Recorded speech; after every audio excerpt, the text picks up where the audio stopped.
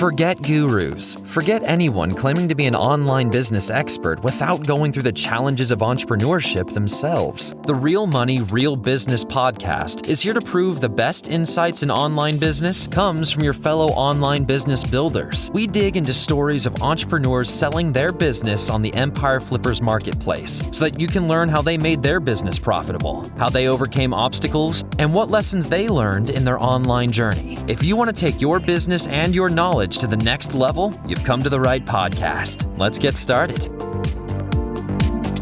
Hey everyone, welcome to another episode of the Real Money, Real Business podcast. We record these interviews so potential buyers can learn more about the business and the seller to help them make a buying decision.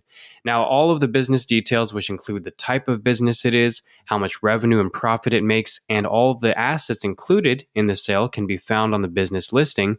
To view this information, you can visit empireflippers.com/marketplace and search for this business listing number, which is listed in the video thumbnail and the description. Or if you're watching this on YouTube, you can click the link in the description to go straight to the listing. And if after listening you want to take an even deeper dive into the business to perform your due diligence before potentially purchasing this business, you can unlock this listing to look through all of the business information, which includes the domain, the products, the P&L, and more. So can you tell us a little about your background in building and running online businesses? So I've been in the SEO world for over maybe 7 years now. I'm running a portfolio of websites. This is my biggest one in the portfolio right now. And yeah, I've been doing that for over 5-7 years now. I had also some SEO services. I used to do SEO services for clients, full SEO, link building, content, basically anything. In the past few years, I was mostly focusing on my own portfolio. Yeah, that's about my background. Why did I choose this niche? Well, like I said, I started this website more than 3-5 years ago. I was looking for a niche that is evergreen, but I also wanted something that is related to kind of a hobby or a craft, because I knew that in these niches you can build a community around the website, so it's not like the typical content website. We just give the user information and then you leave and then you never see him back again. Now in this niche, I knew I can build a community around it, which means I can set up a Facebook group about it, I can do more social media marketing. So it was more interested to me. I just knew I can make something else except SEO, and I knew that because it's a hobby and because the nature of this business, it will be evergreen. And also I knew that the affiliate commission and the RPM for ads are good in this niche based on the demographic. So yeah, that's why I chose this one. So why are you selling the business now instead of keeping it and growing it further? In the past year or two, I got involved with some startups and some business ventures that require more of my time and more of my capital, and I'm very excited about them. So I'm kind of trying to clean some stuff off my plate and focus more on that. What did you learn from building this business that worked for you, or what do you think contributed to the success you experienced with this business? Yeah, so basically, this website, the majority of traffic coming from SEO, obviously, right? And the most important factors in SEO is content and backlinks. Everyone knows that. So what we did is we really made sure to cover every single subtopic related to the niche. So we really covered every possible question, every possible query, every possible review, really just everything, a lot of content. So that's one thing. We made sure to be an authority, so we covered the whole topic. And the next thing is we did really decent link building. In the SEO industry, there is a very popular link building method, which is called Harrow link building, which basically help you get links from Forbes, New York Times, and all these high quality prestige newspapers. So I was running a service for Harrow link building for a while. And because I was owning the service, I used it for my own website a lot. Now, in the industry, people were selling, the price for one Harrow link was can go to $400, $300, $500, whatever. But because it was my own service and we used it a lot on this website, we managed to get over 200 backlinks from Harrow. And I'm talking about like Forbes, New York Times, New York Magazine, Business Insider, MasterCard, basically anything. and we got it for super, super cheap because it's my own service. So this is another thing. In my opinion, this made the website really strong in terms of backlinks and SEO and all of that. And that's what really contributed to the success of this business. Other than that, we also made sure to do some social media. So we have Instagram active, we have active Facebook groups, active Pinterest, anything possible, because we really wanted to make sure that this website, this business look like an actual business, and it is a real business. And unlike most of the other content websites, we just focus in on the SEO and just leave everything else in the background. So we made sure to focus on that and make sure to make it look like a real business. And I think that also contributed to the success.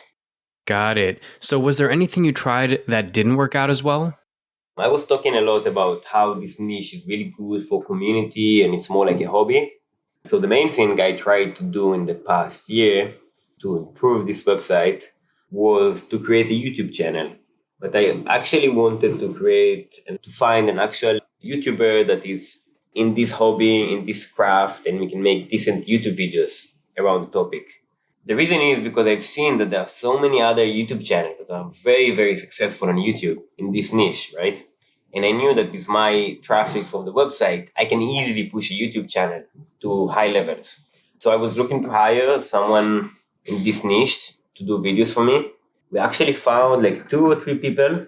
It just didn't end up working. So scrap that. But just because we didn't have more time to focus on that, we didn't make it work. But I really think that this is a good opportunity to work on. Can you describe the amount and the type of work that you do on this business to maintain it? I'm working on the website maybe 1 or 2 hours a week, just, checking that everything going according to the plan, making sure that content is on time, checking for the new backlinks that we got, checking the content strategy, making sure it's on point, see if I can, tweak anything, add any new thing. But most of the time, it's 1 or 2 hours a week. Now, if you were to keep the business, what are some ways you would try to grow it? So if I were to keep the business, what I would do to grow it is, 1, much more content, right? We have almost 2,000 articles on the website, but there is room for a lot more, like really a lot more. This niche is huge, it's evergreen, and yeah, I have many more topics in the pipeline that I wanted to work on. So that's the number one thing I will do, content. The second thing will be YouTube channel, like I mentioned. I already talked about that. Just find a YouTuber to do that, hire him, maybe even hire someone full-time. It's not so hard to find. I just didn't have the time really. Yeah, just grow a YouTube channel, push it using our Facebook group and our website. And I think you will definitely do good on YouTube as well. And the last thing is digital product, right? I already have a bunch of digital products that we own, that we created in this niche. And they sell great. We sell them both on the website and on Etsy. And they all sell great. And they're pretty cheap to make them. So I would definitely focus on making more digital products. And what are the biggest risks with this business that a buyer should be aware of? The biggest risk, like with any content website, is Google updates and the SEO side of things, This site has been very steady and very strong for a few years now. I wouldn't be worried so much about Google, but, it can always happen. And how much support are you willing to offer a buyer who acquires this business? Yeah, I'm happy to do even 60 days more than the standard. That's fine. 60 days, email, and have 1 call a week. That's fine. And regarding the sale of this business, just confirming you commit to a non-compete? I commit to non-compete, of course. And are you open to negotiating something like an earnout? Yeah, I'm open to an earnout, but I would love to get the majority of the funds initially. Now, putting yourself in the shoes of a buyer, why do you think this is a business worth buying? The reason I think the business is a good purchase, other than everything else that mentioned, the content, the links, the steady income, and all of that, the biggest fear right now in this internet marketing online world is the AI, right? Everyone is scared that the AI is going to come over and just take all the traffic and these websites not going to work as good anymore. However, because this business in a hobby niche and a craft-related niche, the good thing about that, in this niche, I know that people will never be able to learn from a robot, Like ChatGPT cannot teach you how to do this craft. So they will always look for humans. They will always look for community. They will always look for actual experts. They will always look for actual videos and images and things that they can see and learn from, other than just like cold text from AI. That's why I think this business is a very good purchase right now, based on the industry and everything that's going on, because it's kind of future proof. That's one. And the next thing is, just because it was very steady for a while, for a few years, it's very steady. The earning going up year over year, month over month. And yeah, it's great business all around. There are many ways to improve it, many ways to take it to the next level. All right, everyone, thanks for listening. To learn more and see if this listing is still for sale, head over to empireflippers.com/marketplace and search for this business listing number, which is listed in the video thumbnail and the description. And if you're watching this on YouTube, click the link in the description to go straight to the listing. And once you've unlocked this listing, you'll be given everything you need to know about this business. So thanks for joining us, and until next time.